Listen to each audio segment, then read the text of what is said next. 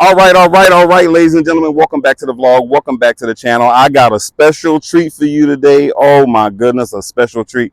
I'm here with ICNV Drivers Edition. This is my boy Show, man, and when I tell you he's doing some wonderful things, and this is his 2020 3LT Zeus Bronze. And when I tell you, while I'm talking, I'm going to zoom in here on these Arrow Larry custom rims. I'm gonna tell you how he told me. He said Arrow, and then like Ferrari, Larry.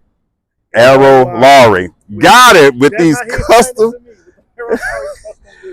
these custom Arrow Larry wheels. And when I tell you, and you can see his channel name is right in the rim. When I tell you, when I first watched the video when he dropped them on his channel, when I was dang near doing backflips with my big self all in the doggone living room. I couldn't believe that he had it. When I tell you, I was about to throw both my wallets at the TV screen and say, man, sign me up. I need some rims from Arrow Larry. All right, I got it. All right, look, well, while we're here, man, I wanted to get with you show real quick because we're in the Chicago metro area. You live here currently now, and I am originally from here. Okay. Now, a couple of months ago, I saw Rick Conti, and I'll drop a link to the video in the description below. I saw Rick Conti come to the Chicago metro area. He didn't disclose which area, but he was picking up a car that was sold back to his dealership because the owner was saying it was unsafe for him to drive that car here in the metro area of Chicago. So with you, a current resident of the metro area, and me, a former resident of the metro area, I kind of wanted to get your advice on what are the things that you do to keep yourself safe in the metro area. Well, first off, I will say this. I didn't see that video. So that's a very interesting topic to me. But living in Chicago, and I also said a lot of times, I go places where I know I shouldn't be. Like, I be deep in the hood, everywhere they say is unsafe and so forth. But my point is, the difference with me and a lot of this is I feel like I have to show people there's another way.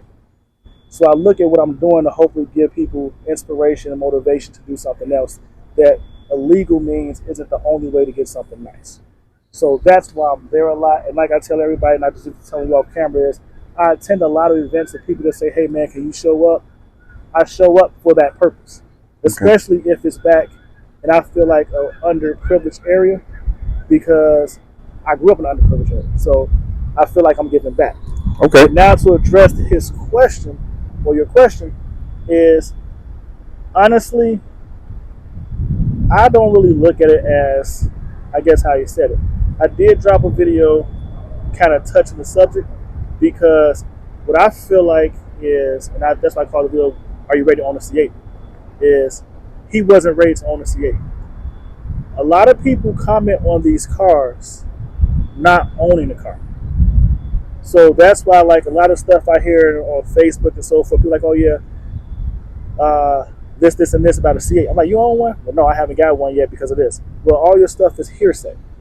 But when you actually get the cars, no matter how much I tell a person, hey man, when you get this car, people say they've been out for years. When you get this car, it's going to turn heads. It's going to make people act different. People approach you. I can't really pump gas 2 times in a row without somebody walking up on me, man, love the car, tapping me on the shoulder. So honestly, I stopped carrying because I would shoot somebody.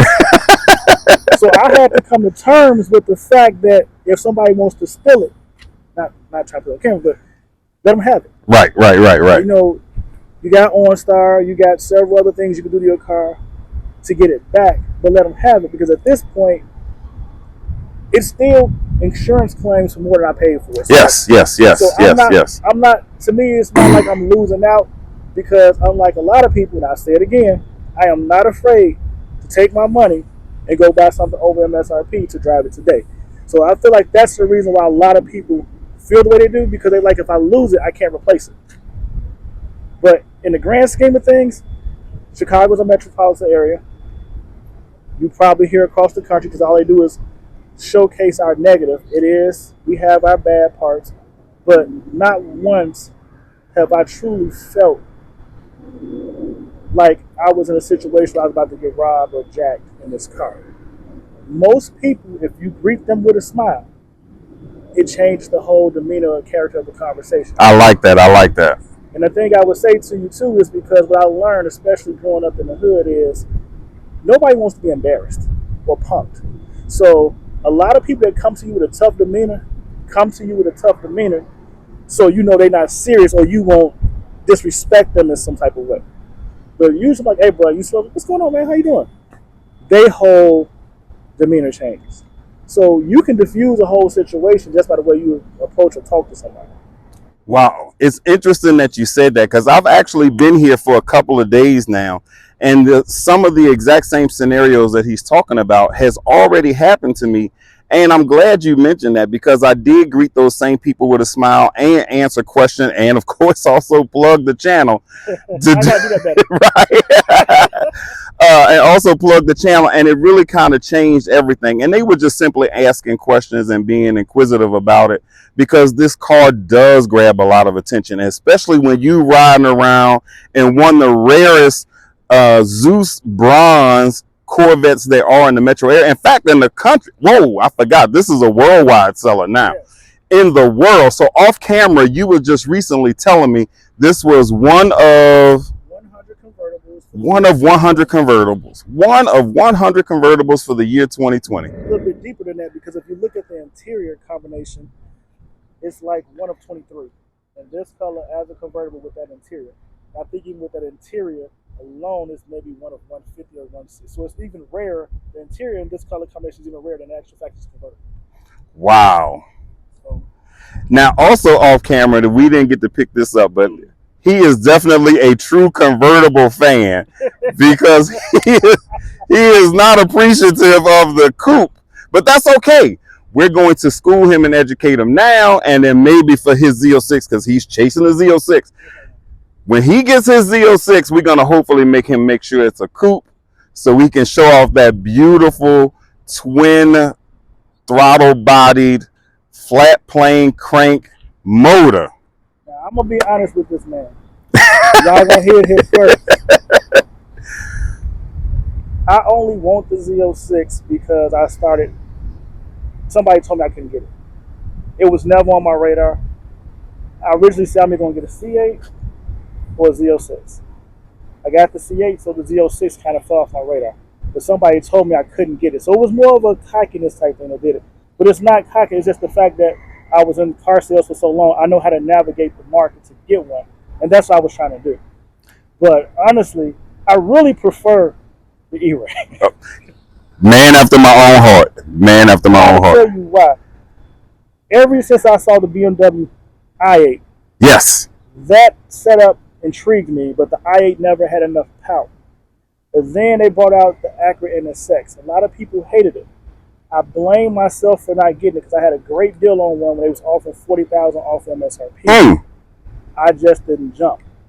And now I wish I would have because to me that car is going to be a collector's item. And it's sharp in price since they stopped making it. But that whole platform has always intrigued me. And I didn't really jump on the NSX because I didn't like the exhaust note. Okay. And so now that they're coming there with Corvette, that definitely got me sparking interest because I wanted that platform, the engine and electric motors for the longest. So honestly, I would prefer the E-Ray, but if I get the Z06, I'm not getting the E-Ray. Wow. And honestly,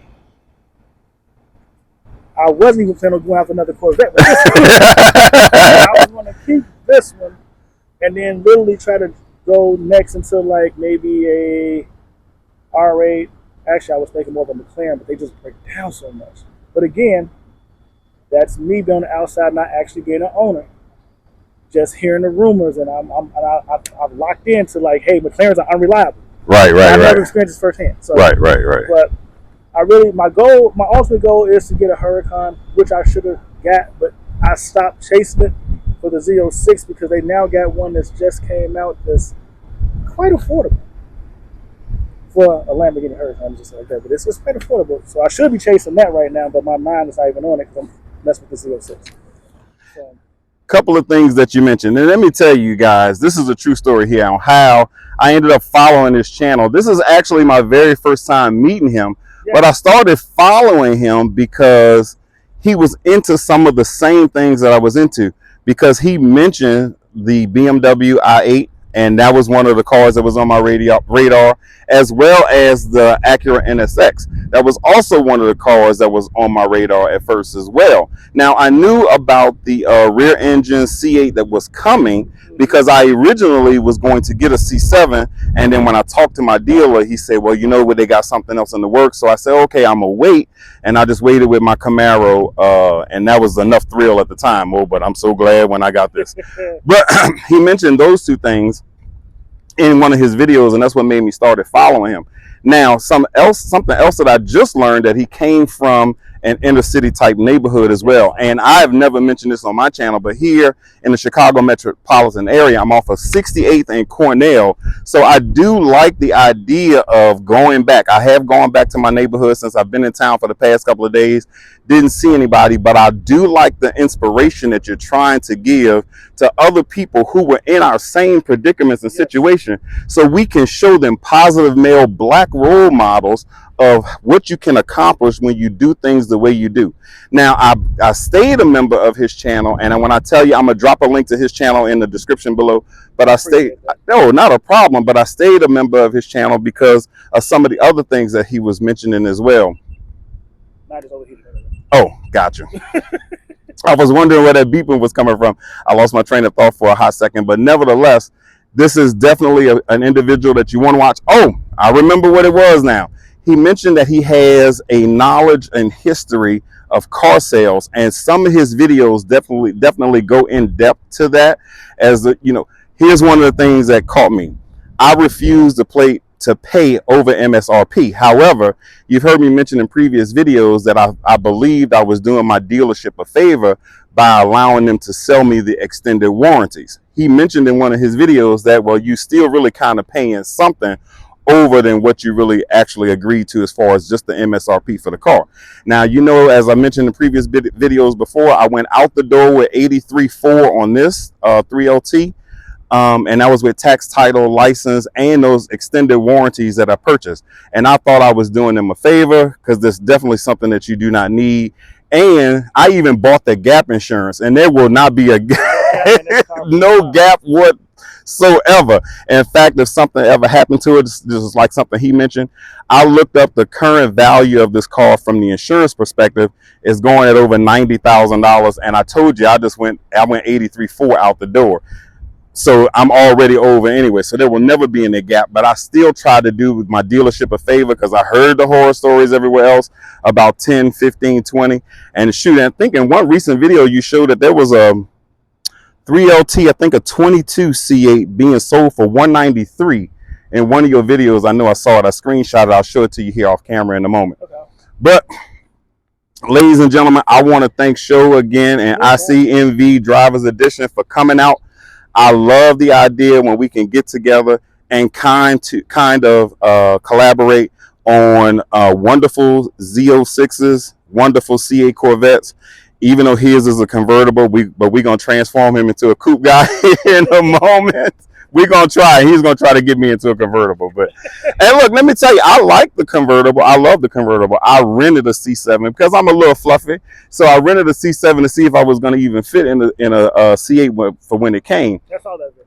Yes. So I love the convertible, but it's just something about that engine bay that I was able to decorate in the same color as my interior. So that was really the driving point for me. But I'm sure he's going to still try to convert me into a convertible guy. I'm not going to try to convert you. And I would tell you why. Because I like the tasteful add-ons you've done to your engine bay.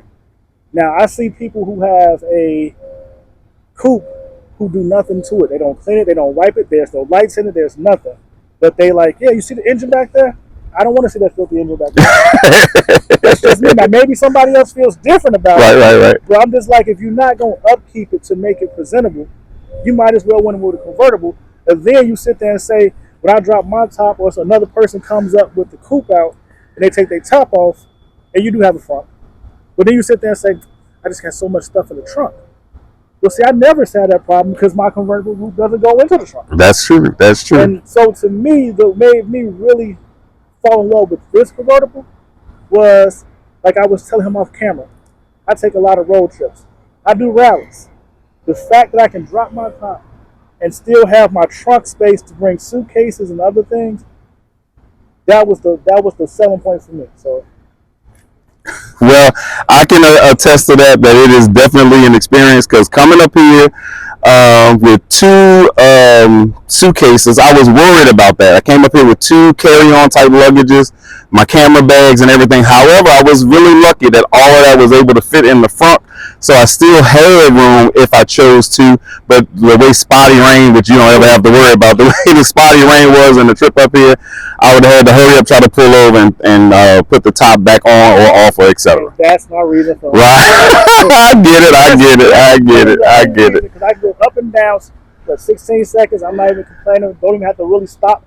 Right. Up to 30 miles an hour, right? I need to speed off in front of somebody, slow down. Yeah. Keep it going. So One day. Well, I just want to thank him again, y'all. Definitely go to the links in the description below and definitely check out his channel. And of course, it'll lead you to some of his wonderful merch. That's ICNV Drivers Edition. And man, let's take a look one more time at these custom Arrow Lowry rims. When I tell you these things are phenomenal. I will see you guys on the next video. Thank you for tuning in. Peace.